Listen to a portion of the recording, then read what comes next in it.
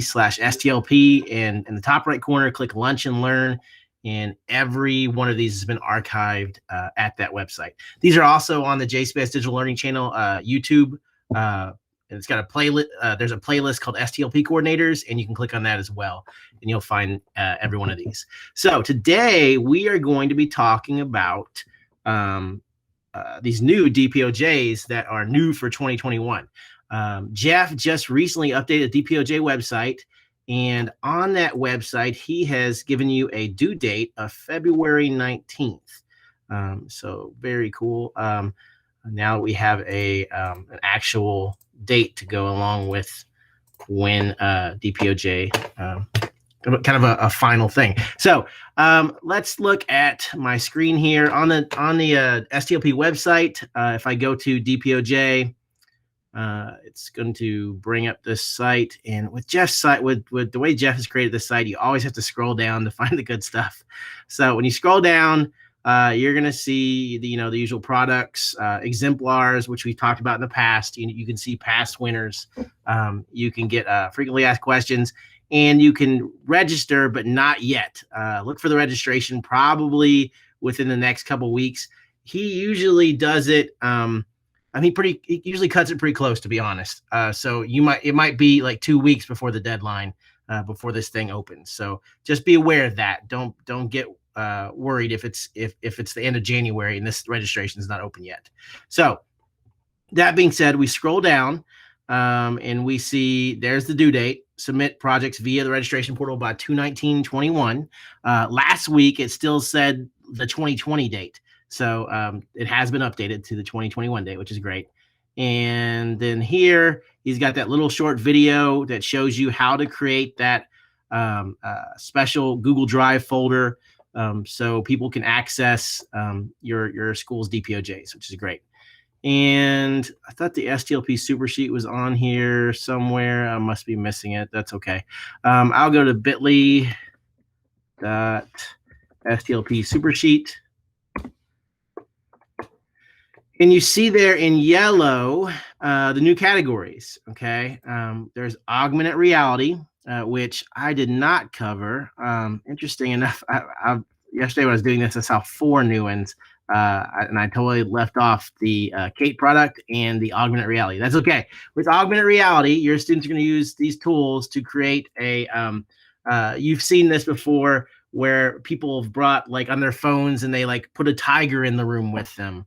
Or, people play Pokemon Go, that type of stuff. That's augmented reality. So if your kids can create some sort of augmented reality domain, and that would be useful for school, home, or the community, then that's what this category would be. Now, you're probably going to be looking at some sort of app to do that, and that most likely will be provided in that rubric there. They might talk about what apps you could possibly use. They might not. It's just going to be something where you're going to have to do a little investigating on that. The Kate product it's something that's been part of STLP in the past, and I think they canceled it last year, and now it's back, which is why it doesn't say new beside it. And so this is going to be another rubric specific thing where you click on it, and let's see if that even opens, because that looks like a weird link. Yeah, okay, it does. So this year,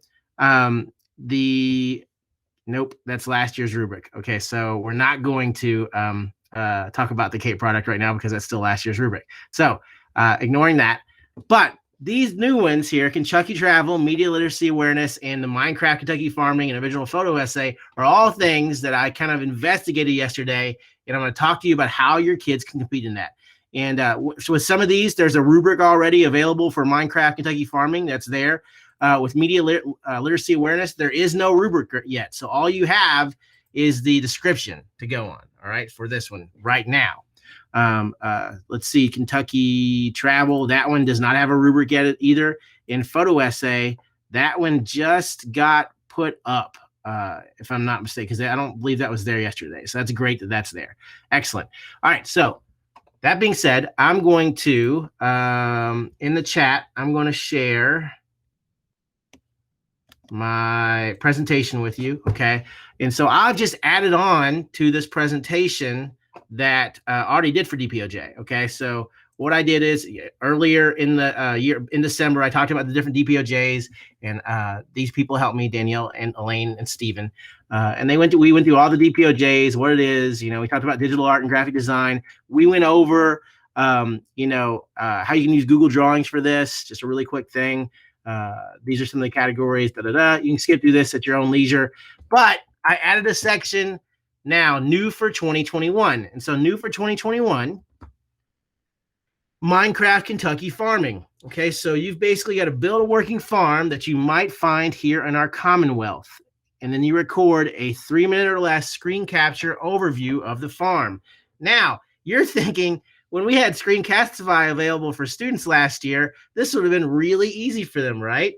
How am I going to do this? Well, you're in luck, because there is still a way to do this, but it involves Google Meet. So basically what your kids would do is they would, you as a teacher would open a Google Meet, and the kids would share their screen, or you would share your screen, and the kids would talk over the Minecraft world. So basically you're going to record your Google Meet while the kids are going through this Minecraft world and saying, over here is where the tobacco crops are. I don't even know if they have tobacco in Minecraft. Maybe you're pretending it's tobacco.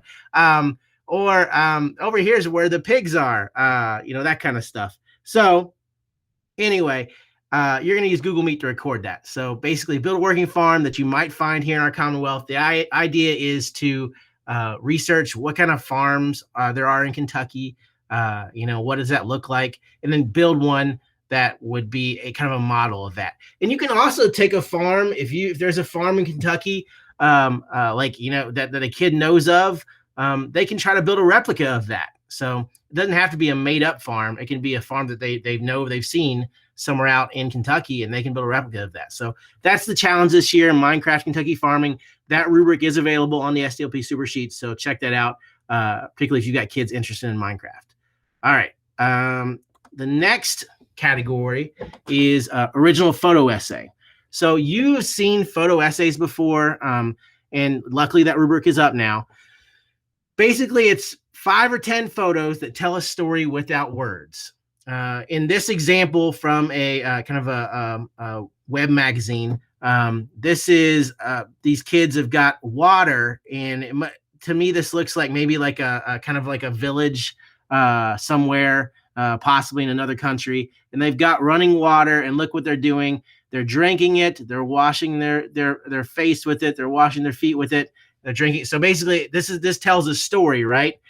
So you can tell a story about anything. It could be as simple as a day in the life, where you take the kid takes a picture of themselves or their mom or whatever getting out of bed in the morning, and then they get on the computer to go to school for NTI, and then they help with their little brother, little sister, and then they eat dinner, and then they go to bed, laying down at night, and that's the photo essay, right? It could be as simple as that, or it could be it could be the scale of one day, or it could be how to make breakfast. First, I get the box of cereal out of the cabinet. Oh, I better get my spoon. Now I'm going to pour the milk. That kind of stuff. So basically, it tells a story with no words. So it could be about anything. This is also a great opportunity to take the social justice lens. And so if you had somebody who wanted to take that route and tell kind of and do like a social justice angle for this, it'd be a perfect category for that. So yeah, original photo essay, really easy category. And what you could do here is you could have the kids open up. Really, the easiest thing for me when I'm thinking about this is opening up a Google drawing, because remember, with Google drawings, you can resize that canvas and make it as big as you want it to be. All right. And so you could have a giant just Google drawing, because really all it is just one giant slide, right? And you just place the pictures on the Google drawing, right? Kind of just like this. All right. So that's original photo essay. Media literacy awareness. Man, if there ever was a category for the current times, right? Students come up with 3 pieces of media designed to educate their community about disinformation. So here is, when we talk about media, we're talking about, they might make a poster in Google Drawings, which is what I did here. They might make a video. saying, trust a librarian or ask a librarian, or I don't know, something like that. Basically, just any kind of thing along those lines. And they might make might do a presentation, or I haven't seen the rubric yet. It could be they could just have 3 different posters, or they could have 3 different videos, or it could be a mix or combination of any kind of media. Honestly, it could be, it could even be as simple as a recorded message that plays, an audio message that plays for people. So just 3 pieces of media designed to educate the community about disinformation. Again, here's my example here. Aliens, awful aliens land in Brown Park. The date there is April 1st, 2031. Check the date, look for other sources. This is just so generic. Believe me, it's really generic. But just to kind of give you an idea of what your kids could do for this. All right. So media literacy awareness, great category for 2021. Russ, we did have a question in the chat going back to the Minecraft one. Curtis White asked, is there voiceover needed for the Minecraft farm? Yes, they have to do a 3-minute overview, 3-minute or less overview of the farm. Okay. So they have to do an overview and kind of explain the farm. Yep, good question. And like I said, last year with kids having Screencastify or whatever, that was like easy. It's just a little bit more involved this year, and basically you have to get involved as a teacher because you have those Google Meet recording capabilities. But just know that it is possible with Google Meet.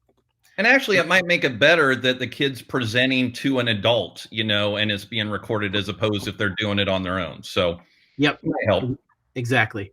And this one, Kentucky Travel. What is special about your community? Come up with a campaign to promote the best things about your hometown. Now, to me, when I look at this category, this just screams like a kid from like Muhlenberg County or LaRue County or something like that's going to win this, because like nobody really knows what's so special about those communities. My apologies if you do know what's so special about those communities, but like with us, like we have a lot going on in Louisville, right? So I feel like we're kind of at an advantage, but we're also at a disadvantage, right?